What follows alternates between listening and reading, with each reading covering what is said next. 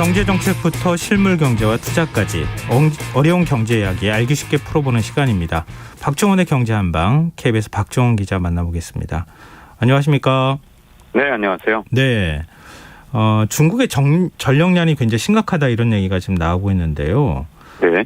그 원인 중에 하나가 호주산 석탄 수입을 금지한 일종의 무역 보복 조치 때문에 지금 중국이 오히려 어려움을 겪고 있다. 이렇게 지금 네. 얘기가 나왔었거든요.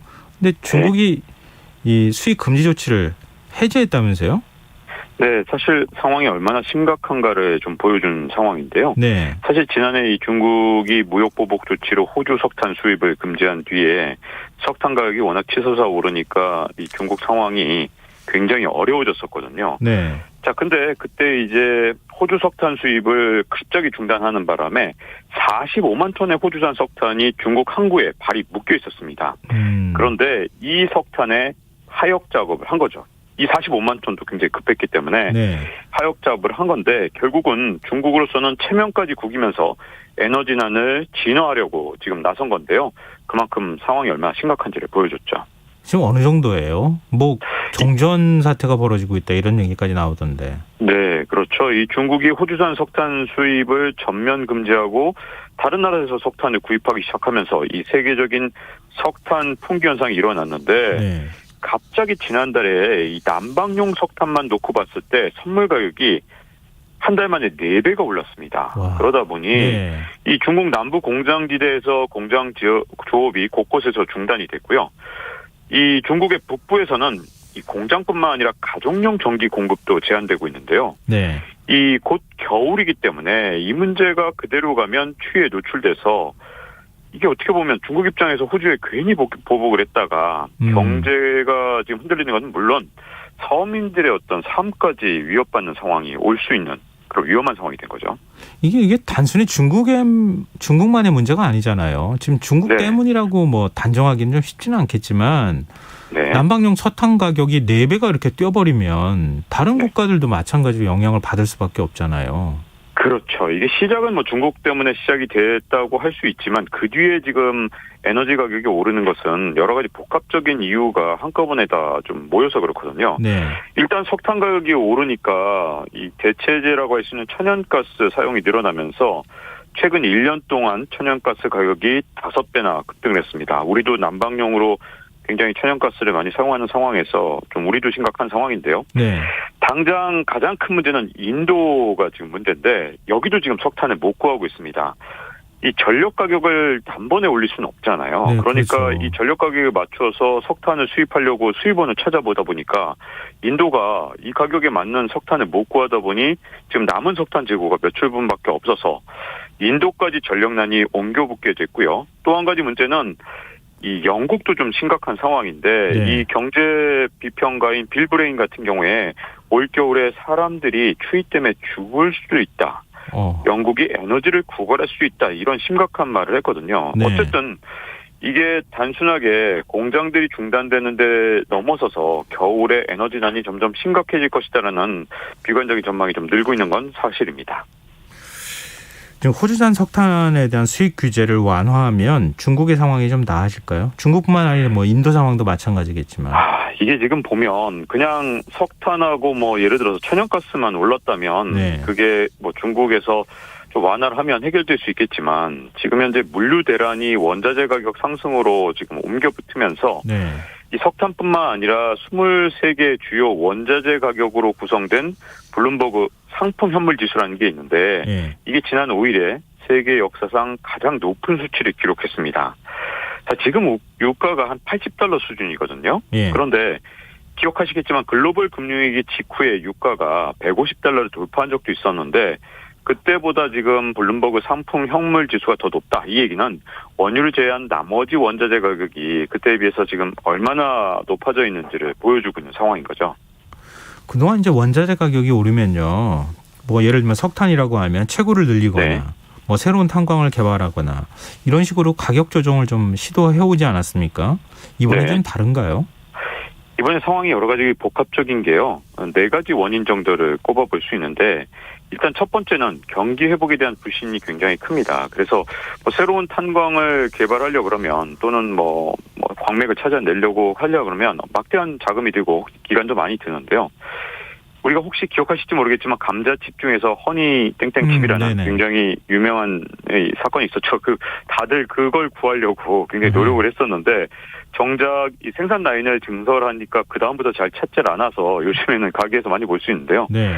이게 석탄 같은 경우 또는 뭐 다른 천연 자원들을 개발하는 비용이 워낙 크다 보니까 지금 현재 다들 걱정이 이게 원자재 가격 상승이 과연 언제까지 갈 것이냐. 글로벌 금융위기 때 잠깐 반짝하고 말았는데 그때 이 개발에 나섰던 기업들이 큰 어려움을 겪었거든요. 네. 그러다 보니까 이 경기 회복에 대한 불신이 큰 상태에서 추가적인 원자재 개발이 지금 쉽게 이루어지지 않고 있고요. 이게 한번 돈을 들이면 한 3에서 5년 들여야 그 뒤에 원자재가 나오니까요. 예. 또 하나는 원자재 채굴 기술이 어느 정도 한계에 좀 부딪히고 있는데 점점 더 탄광을 개발해도 더 깊은 곳으로 들어가게 되면 이게 비용이 점점 더 천문학적으로 높아지는 경향이 있습니다. 그러다 보니까 개발을 할 때도 어쨌든 부담이 굉장히 많이 되고요. 네. 가장 큰 이유 중에 하나는 물류 대란을 지금 현재 직접적인 원인으로 꼽을 수 있는데 네. 석탄 같은 경우는 워낙 운송 비용이 굉장히 큽니다. 이게 좀 무겁기도 하고 어쨌든 효율 대비 무게가 무겁고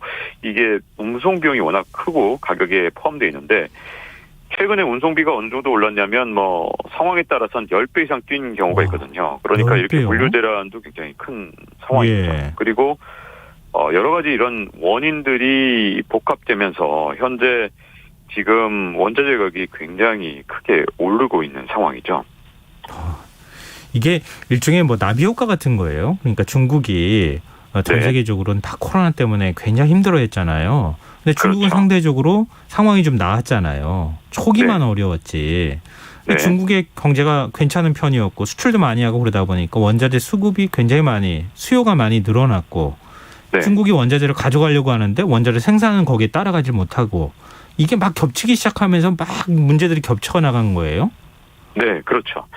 일단 이 미국 같은 경우에 지금 재난지원금이 또 어떻게 보면 물류 대란을 좀 더 가속화시킨 측면이 있거든요. 예. 워낙 천문학적으로 재난지원금을 뿌렸는데 이제 9월부터 여러 가지 자금들이 중단되니까 일터를 찾아 나설 것이다. 10월이 되면 이런 기대가 좀 있었습니다. 그런데 재난지원금을 받았던 사람들이 여전히 소비는 계속하고 있는데 그때 저축한 것들이 있어서 근데 문제는 일터에 복귀를 안 하는 겁니다. 그러다 보니까 미국 항구에는 하역 인구가 부족하고요. 심지어 트럭 운전사가 부족하기 때문에 다른 나라 항구는 정말 바쁘게 미국으로 수출하는 제품을 보낸다 하더라도 미국의 항만이 마비돼서 이게 좀 소화가 잘 안 됩니다. 그러니까 미국 해안가의 바다에 온통 화물선이 지금 떠 있는 상황인데 보통 때 한 40일 정도면 미국까지 실어 나를 수 있었던 여러 가지 화물들이 아시아에서 미국까지 가는 기간이 이제 80일이 넘게 걸리는 상황이 됐고요. 이게 물류 대란의 굉장히 큰 원인이거든요. 미국만의 문제가 아니고요. 영국 같은 경우도 트럭 운전기사가 6만 명에서 10만 명이 부족한데 그 이유가 이 과거에 이제 코로나19 이전에 여러 노동자들이 어디서 왔냐? 바로 동유럽에서 왔었거든요. 예. 그런데 영국이 이제 뭐 여러 가지 코로나19 때문에 봉쇄 조치를 취하니까 이 사람들이 전부 다 동유럽으로 다 넘어간 다음에 그 다음에 다시 돌아가려고 보니까 이제 브렉시트가 더 가속화돼서 쉽게 돌아갈 수도 없는 상황이고 또 굳이 영국이 브렉시트 이후에 파운드화 가치가 떨어져서 네. 영국에서 돈을 버느니 동유럽이 낫겠다 이러면서 눌러 앉았어요. 그 숫자가 무려 2만 5천 명입니다. 와. 그러면서 동시에 영국도 재난지원금 때문에 일을 안 하는 사람들이 늘어나면서 트럭 운전기사가 부족한 상황이 됐는데 그러다 보니 생필품뿐만 아니라 휘발유 운송이 안 돼갖고 예. 기름 대란이 일어나서 심지어 이 전체 영국 주유소 가운데 3분의 1이 기름이 고갈돼서요. 네. 휘발유에서 주유를 못하는 상황까지 왔거든요. 예. 그게 바로 또 휘발유 가격으로 인상이 되니까 지금 현재 이 물류 대란에 의한 어떤 원자재 가격 상승이 소비자들한테까지 큰 영향을 미치는 굉장히 골치 아픈 상황으로 좀 가 있는 상황입니다. 말씀만 들어도 이게 완전 다른 나라 세계 같은 얘기가 좀 처럼 들리는데요. 네. 지금 친환경 그린 에너지가 원자재 가격 상승의 원인이다. 이런 얘기도 네. 나오던데 이건 좀 네. 의외인 것 같아요. 네, 사실 좀 안타까운데요. 사실 우리가 지구 온난화를 막으려면 당연히 친환경으로 가긴 가야 되는데 네. 이게 단기적으로는 지금 큰 문제가 있는 게 과거에 사용하지 않던 비철 금속들을 갑자기 많이 사용하니까 그 가격이 적당히 오르는 게 아니라 진짜 완전 폭등을 하는 그런 금속들이 있거든요. 네. 예를 들어서 전기차가 뭐 니켈을 쓴다든가 그러면 니켈 가격이 크게 오르는 거고요. 네. 수소차는 백금 가격을 진짜 완전히 폭등을 시켜놨습니다. 아. 여기다가 태양광 같은 경우 알루미늄을 많이 쓰는데 이뿐만 아니라 수많은 히토류 가격들이 정말 엄청나게 오르고 있는데요. 네. 비철 금속, 히토류 이런 가격들이 천정부지로 오르기 시작했는데 바이든 정부에서 이제 가속화한다니까 미리 또 사재기하려는 수요들이 늘어나면서 예. 계속해서 가격이 오르고 있는 겁니다. 아까 말씀드린 대로 이 광산을 하나 개발한다는 게 진짜 오랜 시간이 걸리고 투자도 많이 해야 되는데 네. 또 이게 언제까지 지속될지 모르는 상태에서 비철 금속의 경우에도 지금 투자를 좀 망설이거나 꺼리는 경우도 많고요. 이 새로운 탄광을 개발하면 언제나 더 깊은 곳에서 파야 되기 때문에 생산 단가가 올라가는 것도 있기 때문에 지금 어쨌든 단기적으로 이게 갈 길이라 하더라도 ESG를 강조하면서 그린 에너지를 찾았던 게 단기적으로는 어쨌든 원자재 가격을 좀 올리는 효과가 있기 때문에 이걸 어떻게 좀 조율을 할 수 있는가, 이게 앞으로 우리가 ESG로 가긴 가야 되는데 네. 굉장히 큰 과제로 남지 않을까 하는 걱정이 좀 있습니다. 근데 우리나라도 지금 수소차 뭐 상용화 했고 네. 전기 자동차 지금 최근에 많이 이제 그 네. 판매가 이루어지고 있잖아요. 근데 그렇죠. 우리나라도 예외가 아닐 것 같은데요. 어떻게 됩니까? 네, 일단 당장 뭐 전기 자동차 같은 경우는 그 히토류, 뭐 이리튬이라든가 이런 히토류들이 중국에서 거의 독점해서 생산하다시피 하다 보니까 중국에 대한 의존도가 점점 커질 수밖에 없고요. 예. 수소차 같은 경우는 아까 말씀드린 대로 백금이 촉매기 때문에 이 백금 가격이 지금 천정부지로 올랐습니다. 그래서 지금은 뭐 친환경차를 개발하는 것도 굉장히 중요한데 예. 일본 같은 경우 지금 어디에다가 지금 돈을 많이 투자하고 있냐면 백금의 대체제를 개발하거나 또는 백금의 사용량을 줄여서라도 어떻게든 원가를 절감하려는 노력들이 굉장히 강하게 일어나고 있거든요. 네.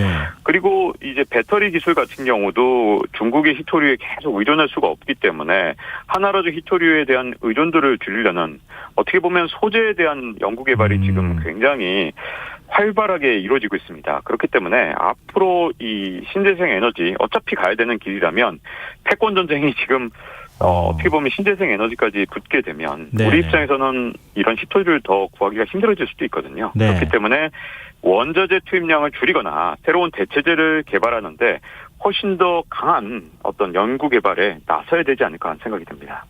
그러니까 전기차 좀 더 보급 늘리고 화력 발전소 좀 만들면 괜찮을 줄 알았더니 그게 아닌 거예요. 진짜 그렇죠. 많은 문제들을 우리가 해결해 나가지 않으면 탄소 중립은 굉장히 먼 얘기가 될 수밖에 없다. 그런 말씀처럼 들리네요. 하여튼 여러 가지로 고민거리를 던져주셨습니다. 네. 박종훈의 경제한방, 지금까지 KBS 박종훈 기자였습니다. 오늘 말씀 고맙습니다. 네, 고맙습니다. 네, 오늘 청취자 여러분들, 오늘 김성환에 있어야 응원곡 추천 저희가 부탁드렸잖아요. 계속 문자 많이 보내주시고요. KBS 라디오 김성환의 시사 1부 순서는 여기서 마무리하겠습니다.